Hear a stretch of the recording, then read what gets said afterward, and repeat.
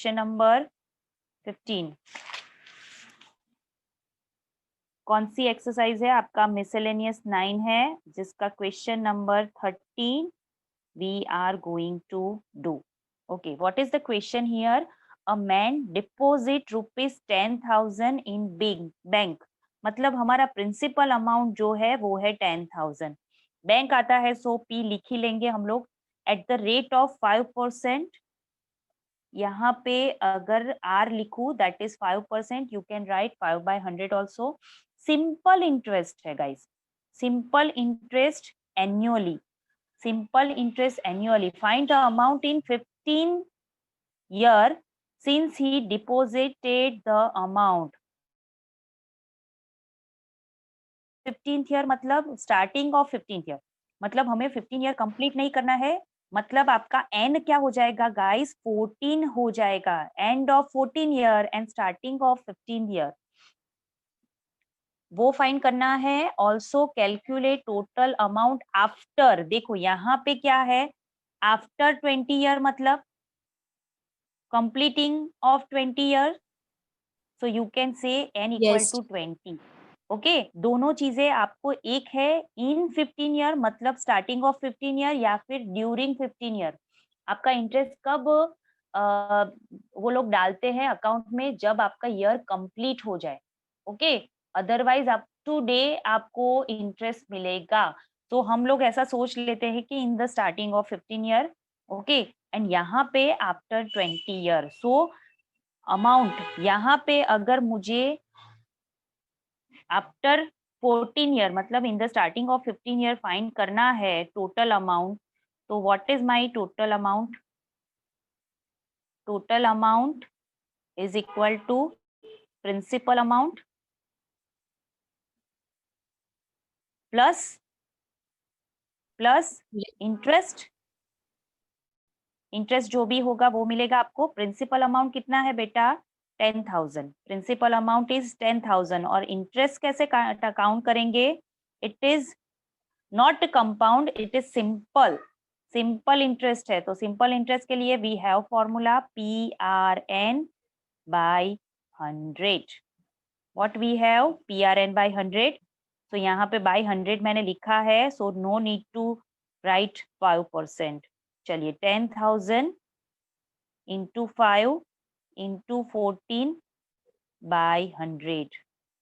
Okay, so ये 100 is going to be cut, 14 5 जा 70, सो ये हो जाएगा आपका 7,000। So total amount in 15 year ये हो जाएगा आपका 17,000। 15 ईयर में मुझे टोटल अमाउंट कितना मिलेगा? 17,000। And total amount after 20th year, after 20th year, so again principal amount plus simple interest। अब क्या है गाइस? अब मेरा n चेंज हो जाएगा, PNR विल बी सेम। तो ये है 10,000 प्लस 10,000 इंटू 5% इंटू 20 बाय 100।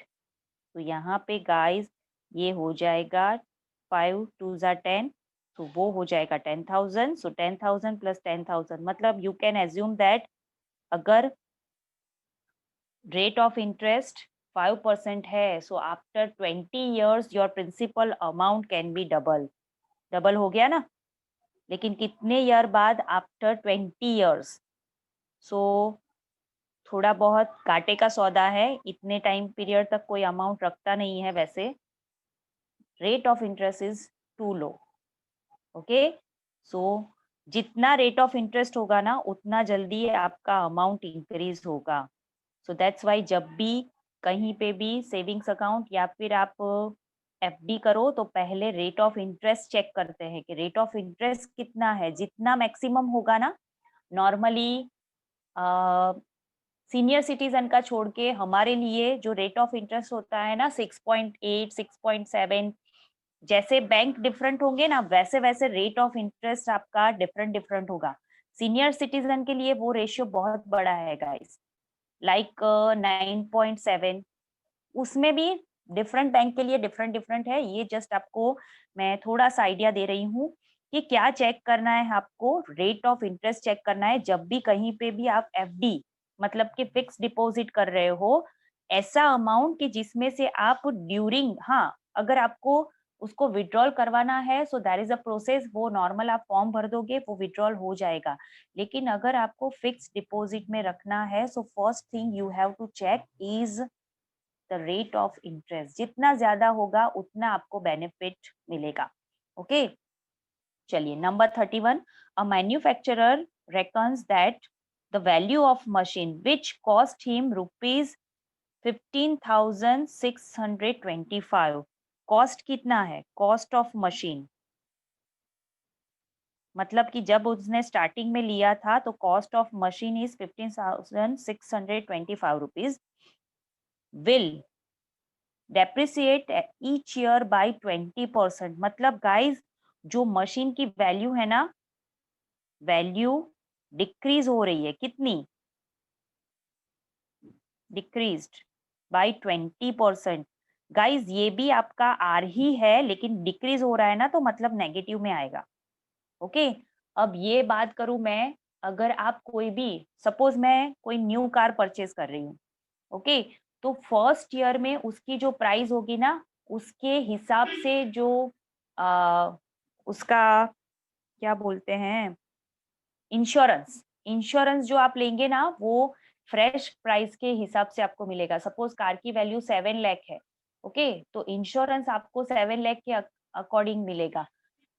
चलो इंश्योरेंस की बात ही नहीं करते हैं, सपोज मैंने कार 10 डेज अपने घर पे ही रखी है, एकदम ब्रांड न्यू कार, मैंने यूज बिल्कुल नहीं की है, ओके फिर भी आफ्टर 10 डेज उसकी वैल्यू डिक्रीज हो जाएगी। जैसे जैसे कार यूज होगी वैसे वैसे उसकी वैल्यू डिक्रीज होगी। और अगर आपको पता है ना तो आफ्टर 1 ईयर जो इंश्योरेंस मिलता है ना, दैट इज डिक्रीज बाय 10%। मतलब 7 लाख की कार है तो आपका इंश्योरेंस क्या बनेगा, 6,30,000 का ही बनेगा। और जो भी आपका कॉस्टिंग होगा ना, आफ्टर सपोज एक्सीडेंट हुआ और आपने क्लेम किया है, तो जो भी पार्ट्स है ना उसकी 10% प्राइस आपको डिक्रीज करके वो लोग इंश्योरेंस देंगे।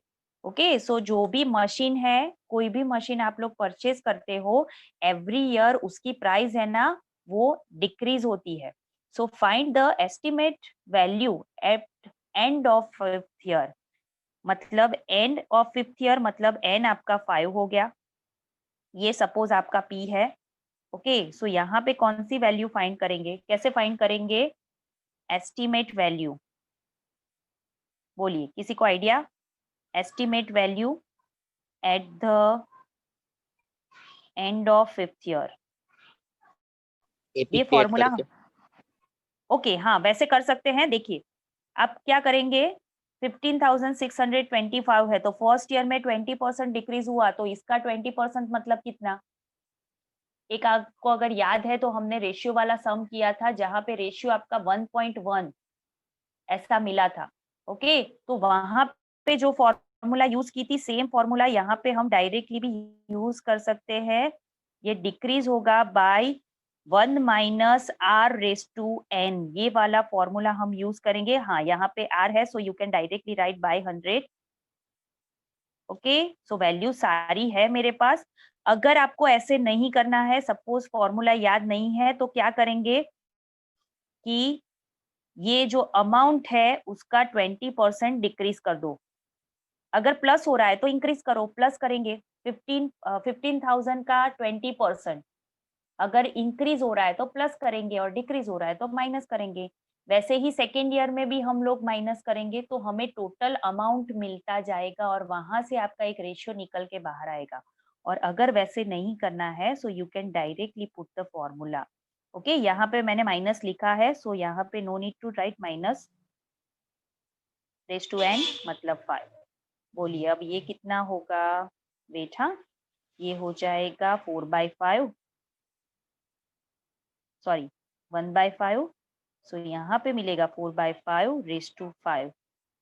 आई थिंक ये 5 की 6 पावर है, नहीं 6 नहीं, यस 6 पावर है।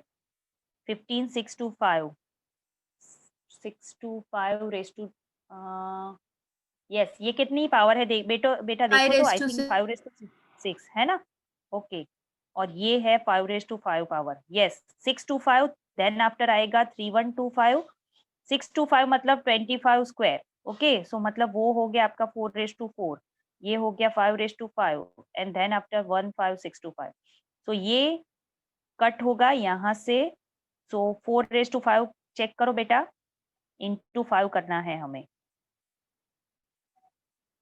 1024. कितना 102, हाँ यस 4 रेज टू 5, सो मतलब 1024 120. Into 5, 5120। So this is the value of machine. Machine कितने की ली थी, 15,625 की, और आफ्टर 5 ईयर ही वैल्यू इतनी हो गई। सोचो 5 ईयर में वैल्यू डिक्रीज होके इतनी ही हो गई, 5120। ओके चलिए on the next question, question number 32। What is your question? 150 workers in the starting, मतलब कितने वर्कर्स है मेरे पास, 115 workers were engage to finish a job in a certain number of days. मतलब सपोज कि n डेज में उनको finish करना है, number of days, days number that is n। 4 workers dropped out on second day, मतलब starting में 150 थे तो सेकेंड डे कितने हो गए, पहले 150 थे अब 146 हो गए। 4 more workers dropped out on third day, मतलब यहाँ पे हो गए 142 एंड सो ऑन, मतलब ऐसे ऐसे डिक्रीज हो रहे हैं। तो गाइज आपका डी हो गया -4, your D is -4।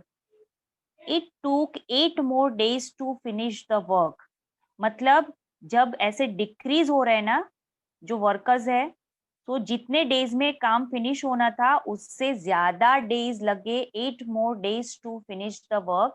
Find out the number of days in which the work was completed.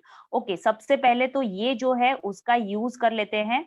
So total कितना डेज लगेगा वो हमें अप्रोक्सीमेटली आइडिया मिलेगा। ओके ए है मेरे पास फर्स्ट टर्म, डी है, एन मुझे फाइंड करना है। So S N is equal to n/2 2a plus n-1 into D. इसका मैं यूज करूंगी तो n/2 यहाँ पे हो जाएगा 300, या फिर एक काम करते हैं 2 कॉमन निकाल के कट कर देंगे, प्लस n-1 इंटू -4। देखो अब यहाँ पे दोनों में से 2 कॉमन निकल रहा है तो 2 मैं बाहर निकाल के कट कर दूंगी, यहाँ पे बचेगा 150, माइनस है सो -2n +2। बेटा मैंने क्या कर दिया, ये 2 जो है वो कॉमन निकाल के कट कर दिया, तो यहाँ पे अगर मैं मल्टीप्लाई करूंगी सो that will B -2 + 2। Okay so ये हो जाएगा n 152 - 2n। अब टोटल नंबर ऑफ डेज इतने लग रहे हैं। अगर वर्कर्स ड्रॉप आउट नहीं करते, if workers shouldn't drop out,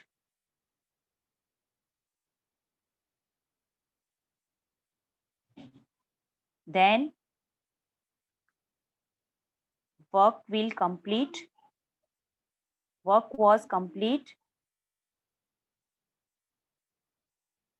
8 days earlier। Guys इसका मीनिंग क्या होता है, अभी n डेज लग रहे हैं। ओके ये जो काउंटिंग की टोटल n डेज के लिए की है। अगर वर्कर्स ड्रॉप आउट नहीं करते तो वर्क कंप्लीट हो जाता। सपोज अभी 10 डेज लग रहे हैं तो 8 डेज, चलो 10 नहीं काउंट करते हैं, सपोज 20 डेज में वर्क कंप्लीट हो रहा है अभी, तो अगर वर्कर्स ड्रॉप आउट नहीं करते तो आपका वही वर्क 20 - 8 मतलब के 12 डेज में कंप्लीट हो जाता। मतलब कि कितने डेज लगते आपको, n-8। कब, जब वर्कर्स आपके 150 एज इट इज रह रहे थे। ओके, तो अब मैं इनको कंपेयर कर सकती हूँ। ओके, ये भी आपका टोटल नंबर ऑफ डेज ही है। ओके, सो समझ में आया? ये मैंने कैसे काउंट किया, 4% डिक्रीज कर रहे हैं, ड्रॉप आउट कर रहे हैं, वैसे मैंने एसएन फाइंड किया। और यहाँ पे मैं क्या कर रही हूँ, सपोज कि उन्होंने ड्रॉप आउट नहीं किया होता, मतलब डेली 150 वर्कर्स ही वर्क कर रहे हैं, तो आपका वर्क जल्दी कंप्लीट हो जाता 8 डेज बिफोर। ओके, तो वहां पे मैंने क्या किया, ये जो डिक्रीज होने वाला रेशियो था वो आपका निकल गया 150 फॉर ऑल। सो वो 150 से मैंने मल्टीप्लाई कर दिया, और ये कितने डेज अर्लियर हो जाता, 8 डेज अर्लियर हो जाता। मतलब सपोज अभी 20 है तो 12 डेज में हो जाता। सो मैंने क्या लिखा, n-8। ओके, सो मैं कंपेयर कर रही हूँ दोनों को, n-8। मुझे एक फॉर्मूला चाहिए था टू फाइंड n, सो ये फॉर्मूला मुझे मिल गया। ओके, चलो अब यहाँ पे हो जाएगा 150n minus 150 into 8, keep it as it is, don't multiply. 152n minus 2n square, चलो ये नेगेटिव है, क्वाड्रेटिक इक्वेशन बनाने के लिए I am changing the side. 2n square, ये हो जाएगा दोनों में subtraction, so that will minus 2n, और यहाँ पे 150 इंटू 8 इज इक्वल टू 0। चलिए, all is divisible by 2, so n square minus n minus 150 into 4। अब इसके मुझे फैक्टर्स ढूंढने हैं। 150 इंटू 4 है, सपोज 15 टेंजा, देखो अब ये वर्क नहीं करेगा, मुझे क्या चाहिए, -1, तो 40 एंड 15 दैट डजंट वर्क। यहाँ पे मैं 3 5 10 का कर रही हूँ, 5 इंटू 2 इंटू 4, चलो डिफरेंट डिफरेंट टेक्निक यूज करते हैं। 5 इंटू 5 25, ये हो जाएगा 3 2 जा 6, 6 एंड 24, यस देखिए 25 and 3 2 are 6 into 4, 24. So that will be work for me. N square minus 25n plus 24n minus 150 into 4 equal to 0. So n minus 25 and n plus 24 is equal to 0. That are my two values. N equal to 25 and n equal to minus 24. This is not possible. Number of days can't be negative. So work will complete in 25 days. कौन से process में, जब worker वापस छोड़ के जा रहे हैं, workers are drop out, 4 workers are drop out, my work will complete in 25 days. So with this your exercise 9 is completed. बोलिए, समझ में आया बेटा? 21, बोलिए आगे का कोई एग्जाम्पल बाकी नहीं है ना? Example number 21. What is example number 21? If P, Q, R, then S terms of AP are in GP, मतलब ये terms है अभी AP की, terms of AP, मतलब मैं क्या बोल सकती हूँ guys, this is your TP, A plus N minus 1 into D, TQ, A plus N minus 1 into D, TR, A plus N minus 1 into D, TS, A plus N minus 1 into D। Guys ये आपको given है, और suppose मैं यहाँ पे formula apply करूँ, यहाँ पे मैं फॉर्मूला अप्लाई करूँ, D इज इक्वल टू क्या होगा, TP minus TQ upon P minus Q, या फिर D is equal to TQ minus TR। याद है ना आपको, दोनों टर्म का डिफरेंस क्या होगा, जो टर्म्स है upon the number of terms. Okay, similarly TQ minus TR that is Q minus R and similarly D मुझे क्या मिलेगा, TR minus TS upon R minus S। अब जो हमें प्रूव करना है ना, उसके लिए मुझे P minus Q, Q minus R and R minus S ही चाहिए, तो मैंने अकॉर्डिंग टू दैट ही टर्म्स D लिखा है। अदरवाइज आप ऐसे भी लिख सकते हैं TP minus TS is equal upon D is equal to TP minus TS upon P minus S, लेकिन मुझे सिर्फ इन तीनों की जरूरत है, सो मैंने उतना ही लिखा है। वन मोर थिंग, ये एपी तो है, लेकिन अगर मैं उनको कंजिक्यूटिव टर्म्स में कन्वर्ट कर दूं तो they are in GP also. मतलब ये सारी जो टर्म्स है वो आपको जीपी में मिल जाएगी। TP, TQ, TR and TS are in GP. तो मैं क्या लिख सकती हूँ guys? TQ by TP is equal to TR by TS, sorry TR by TQ, मैं ऐसा लिख सकती हूँ कॉमन रेशियो। और अगर सपोज मुझे ऐसा लिखना है तो भी चलेगा, क्योंकि ये दोनों का रेशियो सेम है, तो अगर मैं इनको सब्ट्रैक्ट करूँ ना तो भी रेशियो सेम मिलेगा। ये दोनों का रेशियो सेम है। सपोज 3/2, यहाँ पे भी रेशियो सेम है 3/2, तो इन दोनों को सब्ट्रैक्ट करने के बाद जो रेशियो मिलेगा ना दैट इज ऑल्सो 3/2। तो यहाँ पे मैं इसका यूज कर सकती हूँ। देखिए T Q by T R मतलब क्या, इसको ले जाओ सामने, Q minus R into D and TP minus T Q, इसको ले जाओ सामने, P minus Q into D मिलेगा। बोलिए। सो ये मिल गया मुझे Q minus R upon P minus Q. Okay, चलिए सम यहाँ पे ही मैं फिनिश कर देती हूँ। सिमिलरली इन दोनों का रेशियो भी मुझे मिलेगा। सिमिलरली क्या हो जाएगा? T R minus T S upon T Q minus T R, वो मुझे क्या मिलेगा? R minus S upon Q minus R. Same way क्या लिखेंगे हम लोग? T R upon T Q is equal to T S upon T R, ऐसे ही।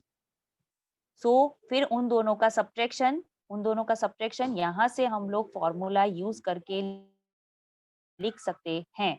Okay, so ये दोनों भी सेम है, ये दोनों भी सेम है, तो मैं क्या लिख सकती हूँ? Therefore Q minus R upon P minus Q, Q minus R upon P minus Q is equal to R minus S upon Q minus R. So you can say it, Q minus R whole square is equal to P minus Q into R minus S. So ये मुझे क्या मिल गया? B square is equal to AC. So I can say कि P minus Q, Q minus R and R minus S are in GP. यही मुझे prove करना था। Hence the proof. Hence the proof. Easy? किसी को doubt है?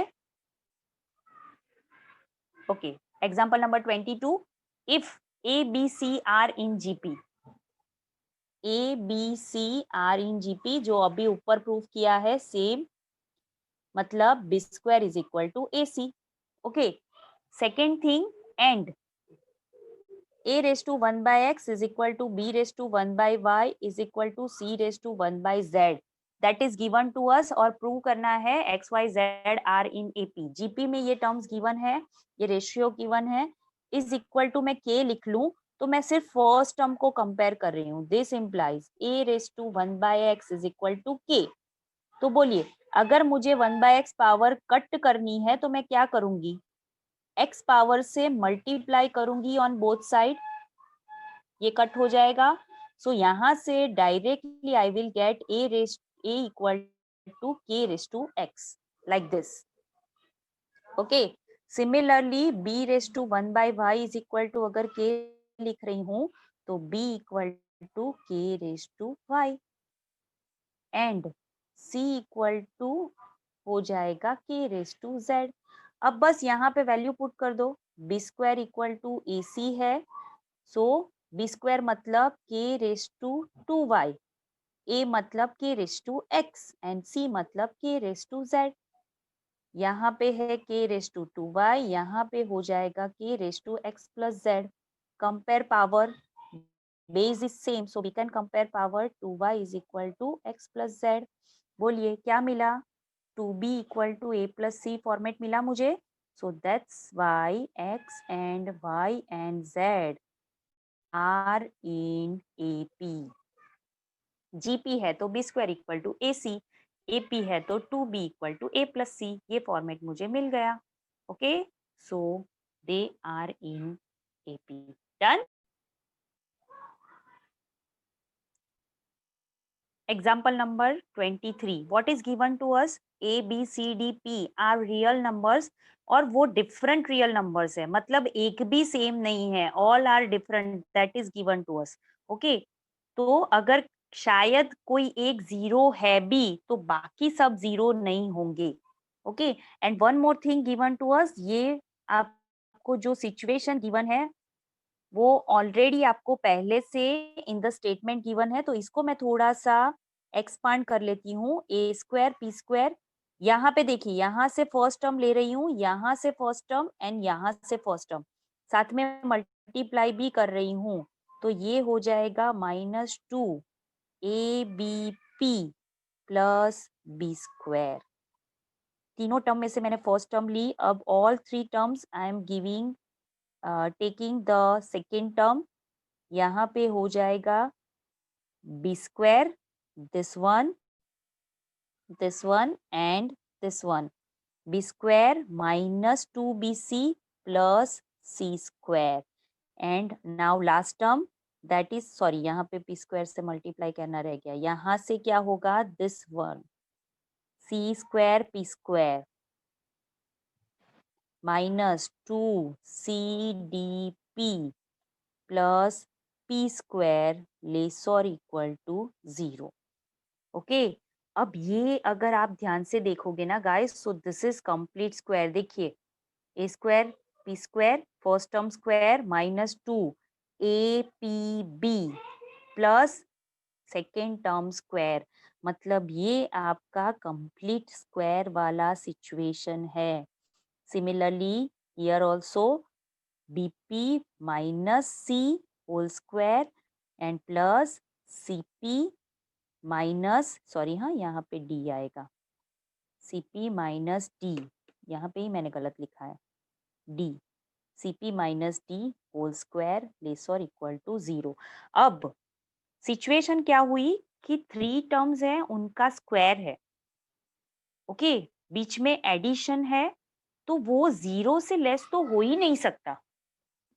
कोई भी आपकी टर्म्स है, आपको पता है लाइन का इक्वेशन क्या है, ax plus B Y plus C equal to 0, जहां पे A square and B square is not equal to 0, मतलब ग्रेटर देन 0. वाई? बिकॉज दोनों एक साथ 0 नहीं हो सकते हैं, तो मतलब क्या होगा, स्क्वायर ऑलवेज ग्रेटर देन होगा, या फिर मैक्सिमम अगर तीनों 0 हैं तो इक्वल टू 0 होगा. ओके, तो यहाँ पे सिचुएशन क्या है, ये तो मुझे लेस देन 0 मिला, लेकिन लेस देन 0 तो होने से रहा, स्क्वायर है, बीच में एडिशन भी है, terms are not same, that is given to us, तो शायद कोई एक 0 हो जाए, तो सब तो 0 होने वाले नहीं है, और नेगेटिव तो बिल्कुल भी नहीं होंगे. सो मतलब दैट मीन्स, और दिस मीन्स दैट कि ये जो वैल्यूज हैं AP minus B whole square, BP minus C whole square plus CP minus D whole square can't be negative, तो मतलब इक्वल टू 0 होंगे. इक्वल टू 0 होंगे तो मतलब क्या हो जाएगा गाइस, इक्वल टू 0 की सिचुएशन कब आएगी, देखो इसमें से कोई भी एक नॉन जीरो है ना, कोई भी एक नॉन जीरो है, तो आपको वैल्यू इक्वल टू 0 नहीं मिलेगी, मतलब आपका AP minus B equal to 0 and BP minus C equal to 0 and minus D equal to 0, मतलब कि तीनों 0 है, तभी उनका स्क्वायर एंड एडिशन 0 होगा. देखिए, 0 square plus 0 square plus 0 square तभी 0 होगा. सपोज यहाँ पे 0.1 स्क्वायर ले लो, तो यहाँ पे -0.1 स्क्वायर नहीं आएगा. क्यों? क्योंकि कंप्लीट स्क्वायर है, तो नेगेटिव है तो भी पॉजिटिव में कन्वर्ट हो जाएगा. ओके, सो मतलब कि ये जो अंदर टर्म्स है दैट मस्ट बी 0. सो इससे मुझे क्या मिलेगा, पी को मैं एज इट इज रख रही हूँ, बी सामने जाएगा तो ए जाएगा डिवीजन में, यहाँ पे भी same P C by B, यहाँ पे भी same P equal to D by C. यहाँ पे मैंने और नहीं लिखा है, I write here and, because this situation is same. अगर एंड हुआ मतलब तीनों साथ में 0 हुए तभी उनका सम स्क्वायर 0 आएगा। मतलब ये भी होना चाहिए and this is also true and this is also true. मतलब b by a is equal to c by b equal to d by c equal to p. So ये किसका इक्वेशन मिल गया भाई? Ratio is same. So first term ये है, second term ये, third term ये and fourth term this one. So A B C D are in GP और रेशियो हो जाएगा आपका common P. This are in GP. This is your example number 23. Okay? बहुत easy है, बस एक ही कॉन्सेप्ट यूज किया है कि लेस और इक्वल टू 0 कन्वर्ट कर दिया मैंने कंप्लीट स्क्वायर में। तो complete square can't be less than 0, मतलब वो इक्वल टू 0 होगा। अब टर्म स्क्वायर है तो टर्म स्क्वायर कब 0 हो सकती है? टर्म स्क्वायर है और उसका एडिशन है। अगर सब्ट्रैक्शन होता सो कुछ और पॉसिबल था, लेकिन यहाँ पे एडिशन है तो एडिशन कब 0 होगा? जब all terms will be 0, then only. Okay, so this is your concept. क्या करना है हमें? इन जीपी प्रूव करना है। सो हमें रेशियो मिल गया same, that is P. And now your last example, that is example number 24। थोड़ा सा डिफरेंट है। Example number 24। बेटा स्टॉप कर दो एक बेटा। यस यस, स्टार्ट कर दो। चलिए, क्या गिवन है? P Q R in GP, मतलब कि Q square equal to P R, that is given to us. और ये जो इक्वेशन है ना, P X square plus 2qx plus R equal to 0 and second equation is D X square plus 2ex plus F equal to 0, दोनों का root same है। अब एक रेशियो जो गिवन है मुझे, that is in Q P and R form. तो यहां से मेरा रूट क्या हो सकता है, थोड़ा सोच लेते हैं। P X square plus 2qx plus R equal to 0, अगर मैं डिस्क्रिमिनेंट का यूज करूं तो what is D here? b square, that is 4q square minus b square minus 4a into c। तो बेटा यहाँ पे क्या हो जाएगा? q स्क्वायर के बदले मैं pr पुट करूं या फिर pr के बदले q स्क्वायर पुट करूं, डिस्क्रिमिनेंट विल बी 0। तो मतलब मुझे दो रूट मिलेंगे, लेकिन दोनों कैसे होंगे? Equal root. सो x की वैल्यू क्या मिलेगी? Minus b by A, that is my root. Why? Because root d is 0, ये वाली टर्म मेरी 0 हो गई। So minus 2q upon 2a, sorry हाँ, 2a, a मीन्स p। तो मेरा रूट क्या हो गया? q by p, which is root of this term also, this equation also. Minus q by p is root of dx square plus 2ex plus f equal to 0 also, that is given to us, given that minus Q by P is a root of this equation. तो अगर root है तो क्या करेगा? Equation को satisfied करेगा। Okay, so यहाँ पे मैं पुट कर रही हूँ minus Q by P plus F equal to 0। अब गाइज हमें करना क्या है? हमें शो करना है कि दिस आर इन एपी, मतलब इसका डबल ई बाई क्यू, उसका double is equal to D by P plus F by R. तो यहाँ पे we are almost there. D by Q P minus 2eq by P plus F equal to 0। चलिए suppose, हाँ sorry, यहाँ पे square है ना, सो यहाँ पे स्क्वायर आएगा। सो this is not negative, Q square by P square. अब गाइज यहाँ पे मैं क्या कर रही हूँ? क्यू स्क्वायर के बदले ये पुट भी करूंगी। देखिए हाँ, ये सोच के चलना है दिमाग में। क्यू स्क्वायर के बदले पी आर पुट करूंगी तो डी बाई, देखिए पी पी कट हो जाएगा, P R will be there. Okay, so R will be there.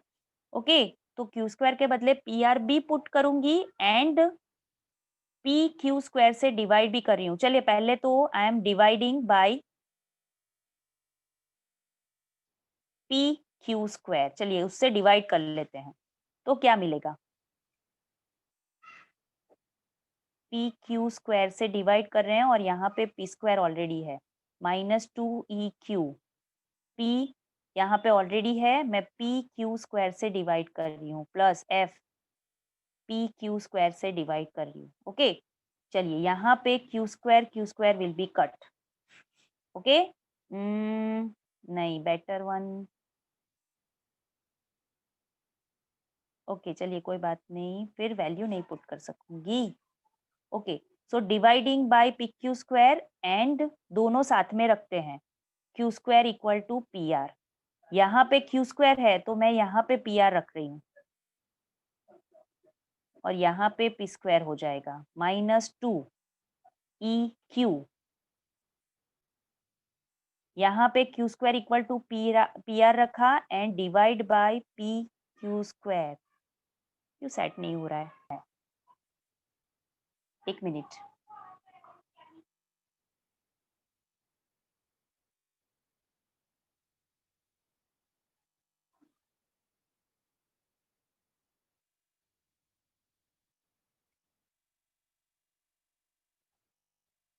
Okay, यहाँ पे पहले एलसीएम ले लेते हैं। So D Q square -2e⁻p plus F P square, तो ये तीनों में कॉमन हो जाएगा। ओके, पहले मैंने क्या कर दिया, एलसीएम ले लिया। सो क्या हो जाएगा, D Q square -2e⁻p plus F P square equal to 0। अब मैं क्यू स्क्वायर के बदले क्या कर रही हूँ, इस इक्वेशन में क्यू स्क्वायर के बदले P R and divide by P Q square. Okay, so यहाँ पे क्या हो जाएगा, यहाँ पे मैं पी आर रखूंगी और डिवाइड करूंगी पी क्यू स्क्वायर से, माइनस, और यहाँ पे अगर नहीं रखोगे तो भी चलेगा। देखिए क्यू स्क्वायर कट हो जाएगा, यहाँ पे Q P and divide by P Q square, plus यहाँ पे F P square and divide by Q square equal to 0। देखिए ये क्यू स्क्वायर यहाँ पे cut, Q cut, P cut, यहाँ पे क्या हो जाएगा, पी की 1 पावर कट, और लास्ट में जो क्यू स्क्वायर बचा है उसके बदले में पी आर रख देती हूँ, तो पी भी कट हो जाएगा। Okay, so we left with here D by P minus यहाँ पे 2, ये सब कट हो गया, क्यू की 1 पावर लेफ्ट, और यहाँ पे एफ पी स्क्वायर कट हो गया, यहाँ पे बचा F by R equal to 0। देखिए तो फॉर्मेट मिल गया, 2e/q is equal to D by P plus F by R. ये लास्ट फॉर्मेट है ना, वहां पे क्या करना है, पहले एलसीएम लेना है, सो पी स्क्वायर निकल जाएगा डिनोमिनेटर में से, तो that will be easy. Okay, फिर आप पुट करो Q square by P R and divide by P Q square, so you will get this format. So मतलब यहाँ से हम क्या बोल सकते हैं, this is your B, two B equal to A plus C, so you can say that D by R, B वाली term कौन सी है, E by Q and F by R in AP. And here is your last example, example number 24. Okay? दो equation given थे जहां पे common root था, तो एक इक्वेशन के लिए आपको जीपी गिवन था, Q square equal to P R का यूज किया मैंने, तो मुझे रूट मिल गया, वो दूसरे इक्वेशन का भी रूट है, तो दूसरे इक्वेशन में सिर्फ वैल्यू पुट करनी है, एलसीएम ले लो, फिर ये प्रोसेस करोगे Q square equal to P R and divide by P Q square, so आपको आंसर मिल जाएगा। This is the main process. ये तो हम यूजुअली करते ही हैं, लेकिन यहाँ पे divide by P Q square करना है, this is the main key point of this sum. Okay, this is the main thing you have to do in this sum. Okay, so यहाँ पे we can stop.